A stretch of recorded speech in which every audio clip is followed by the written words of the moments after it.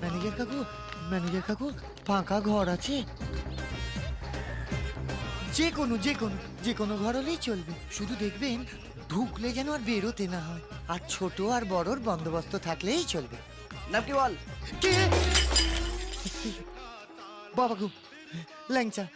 না না, ভালো নামটা লিখুন, আকবর আলী ঘোষ। আকবর আলী ঘোষ? এটা আমার কেমন নাম? তোর বাবার কি? বাপের নাম? দেবেন ঘোষ। মার নাম? নূরজাহান।